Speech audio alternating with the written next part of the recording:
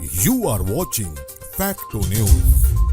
40 साल के सफाई कर्मी ने कर दिखाया कमाल। राजस्थान सिविल सेवा परीक्षा पास की। स्वागत है आप सबका फैक्टो न्यूज में। मैं हूं अपूर्वा। राजस्थान प्रशासनिक सेवा में शामिल होने के लिए परीक्षा में सफल होने वाले उम्मीदवारों में 40 वर्षीय आशा कंधारा भी शामिल है, लेकिन उनकी कहानी किसी और की तरह नहीं है। 2 बच्चों की मां आशा जोधपुर नगर निगम में सफाई कर्मचारी के रूप में कार्यरत थी। अब उन्हें राज्य प्रशासनिक सेवा में वरिष्ठ अधिकारी के रूप में नियुक्त किया जाएगा।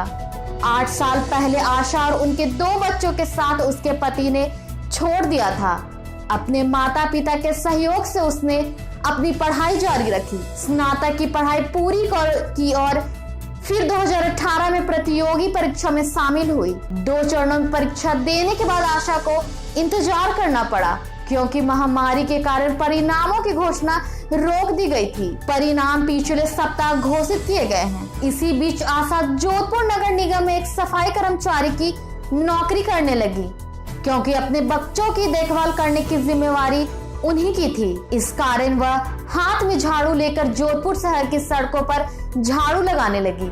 मीडिया कर्मियों से बातचीत के दौरान आशा ने कहा कि मेरा मानना है कि कोई भी काम छोटा नहीं होता। तैयारी करके 2019 में मैं मुख्य परीक्षा में बैठी। आज उसका परिणाम आपके सामने है, लेकिन परिणाम घोषित होने से पहले मुझे नगर निगम में नौकरी मिल गई थी। आशा ने कहा, मेरा मानना है कि अगर लोग आप पर पत्थर फेंकते हैं तो आपको उन्हें इकट्ठा करना चाहिए और एक पुल बनाना चाहिए। अगर मैं कर सकती हूँ तो कोई भी कर सकता है। उन्होंने कहा कि उनके पिता उनकी प्रेरणा है। उन्होंने आगे यह भी कहा, मेरे पिता शिक्षित हैं और शिक्षा के मूल को समझते हैं। उन्होंने हमें पढ़ना और आगे बढ़ना सिखाया है। मैंने प्रशासनिक सेवाओं को चुना है क्योंकि मैं अपने जैसे अन्य कम विशेषाधिकार प्राप्त लोगों की मदद करना चाहती हूँ। शिक्षा उत्तर है, शिक्षा अवसर का द्वार खोलती है।